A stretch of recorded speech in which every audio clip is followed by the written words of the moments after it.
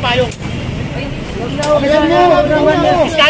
Piskado na nga yung payong na yan eh. Ebantin na niyo, kapag ninyo. Huwag naman ako. Ano ka pa rito? Ha? Kawawa naman eh. Kawawa naman. Makukumpiskahan ng mga payong. Gawa ng bawal sila rito. Ito ay sidewalk. Siyempre, alam naman natin ang trabaho ng SCOG ay alisin yung mga nagtitinda sa sidewalk. Matagal na pala ito, sir? Oo.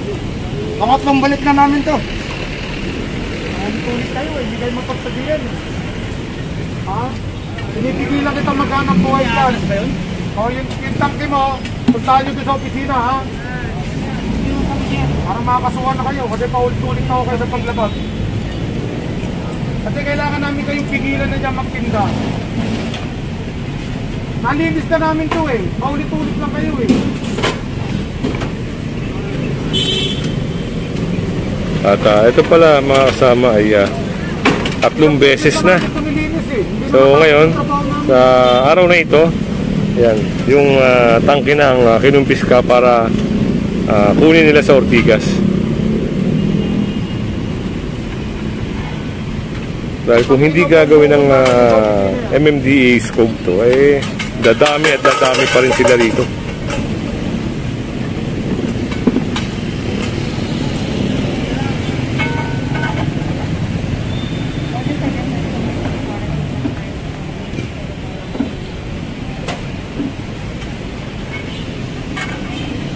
Complainant nyo rito, environmental ano eh. Kung kalat na ito. Yan, daming mga kalat.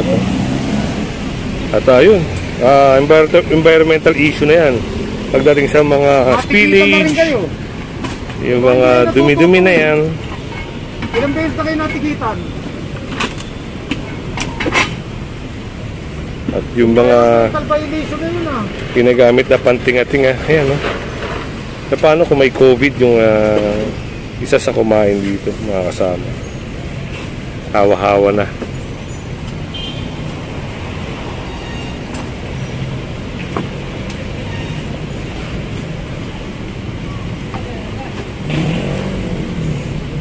Dalawang minuto, kung kayo masakit tayo. 2 minuto. Ayun ang payong. At ayun, mga kasama.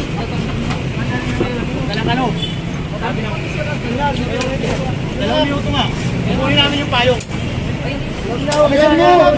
Piskado na nga yung payong na yan eh. Ebantin na niyo, kapag ninyo. Huwag naman ako. Ano ka pa rito? Ha? Kawawa naman eh. Kawawa naman. Violation na nga, violator na nga ito eh. Kayo lang mapupunta yun. Diba? Madamay ka dito. Tangke na lang, baka mamaya mawala pa tayo. Oh! Ay, ginawa.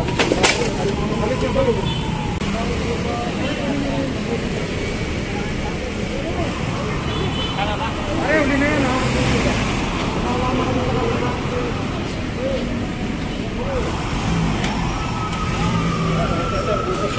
Oo, tumuto. Actually, nalinis na po natin yan. Ito na lang ang balik ng balik. Dito, may mga paninda lang ito. Ito, balik ng balik. Hindi namin maintindihan eh. Napigitan na sila, nabigyan na ng violation.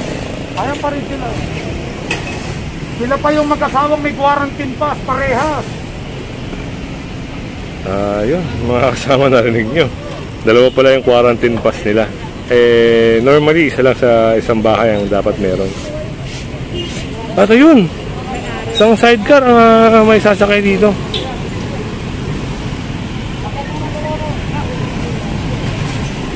Ay, sasakay ng SCOG.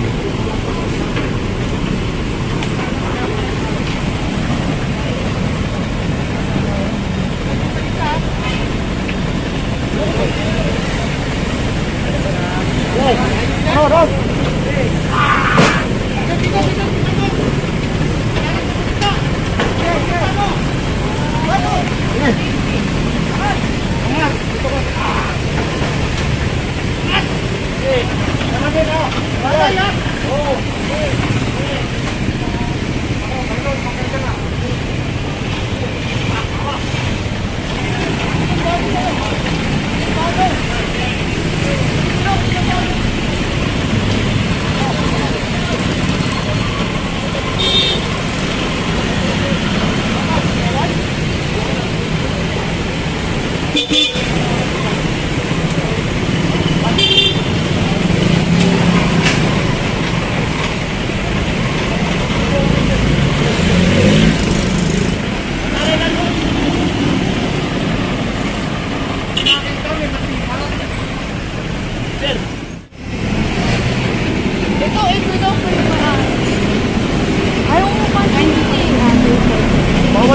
kasi magpinta dyan eh.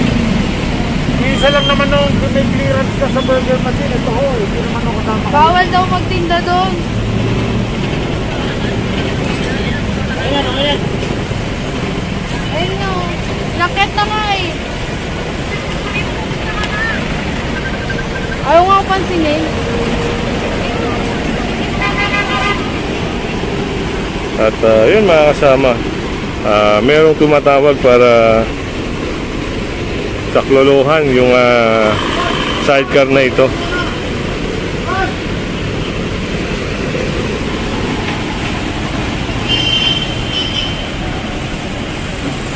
May permit po to, sir. At itong mga natapon na mantika, ayan, nilalagyan po ng lupa mga kasama. At kino-coordinate po ito sa mga sweeper dito sa area na ito. Kaya maya-maya pag natuyo yan at nasipsip na ng lupa, ayan, papalinis po yan sa mga MMDA na naglilinis. Pwede. Kasi barangay jurisdiction. Dadalhin nyo rin yung pala eh. Yan mga kasama, yan, na-absorb na ng lupa yung mantika. Yan. Hindi naman pinabayaan ng SCOG itong area na to hanggat hindi nasa ayos.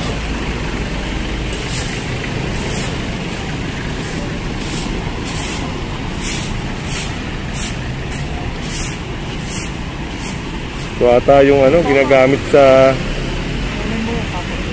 pritong manok mga kasama. Yung mantika na yan dito natapon sa may sidecar na yan.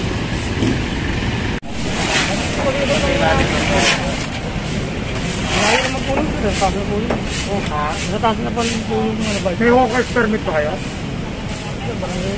Ito sabihin ko sa inyo, ito nakakapagpakita ng hawker. Wala rin barangay permit. Ang barangay, wala akong authority magbigay ng permit. Clearance lang ang pwede magbigay ng barangay.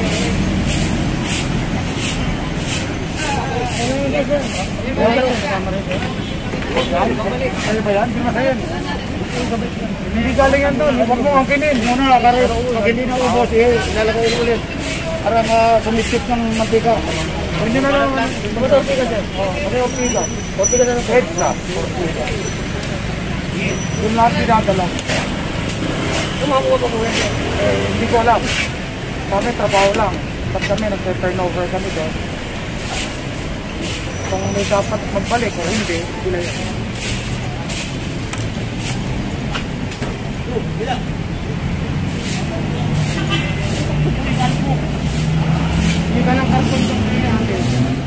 Ayun, dumating na yung isang sweeper natin dito.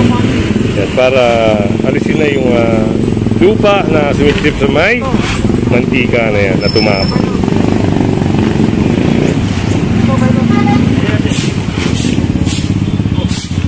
Clear na, hindi naman pinabayaan ng Team SCOG na nakatuwangwang.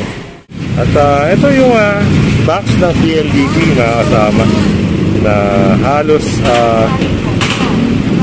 nakatuwangwang na ata dito. Hindi natin alam kung gumagana pa to.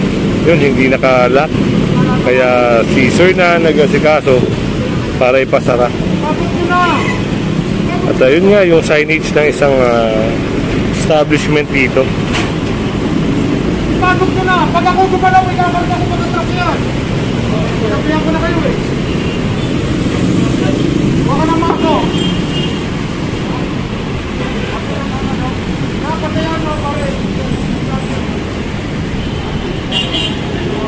Yan, parang hindi na iniintindi yung box na ito.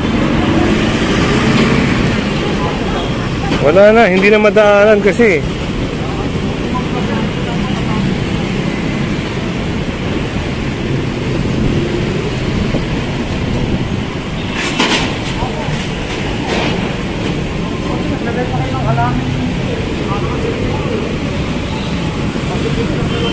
Ito dapat taong gumagamit nito.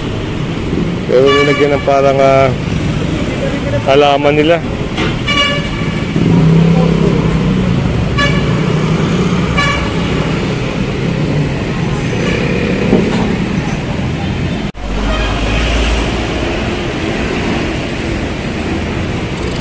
Nakakain na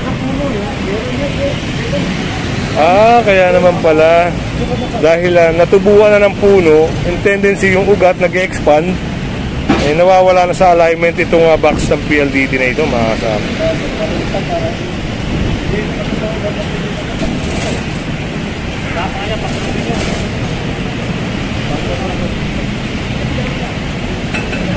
At yun nga, yung signage nila, inaalis na.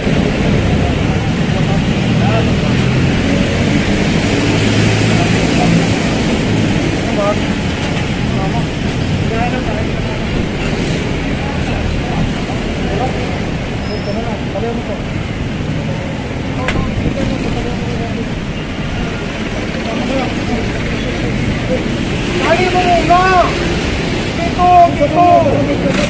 Oo naman o. Tagal na natin nagtatrabaho.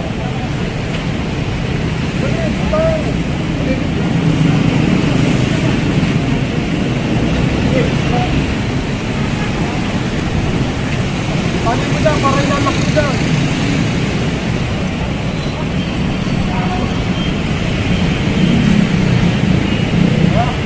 Saan ito nilalak? Hindi ka kaya rin nakita nila pare. Mababa mo lang dyan. Hindi ganyan, ibalugtod mo. Ayun. Hila pa. Hila ka ba? Hila pa. Ayun, sagot na. Dali. Lock mo muna. Ito na, temporary lang na. Alam mo, baka may magusto ko.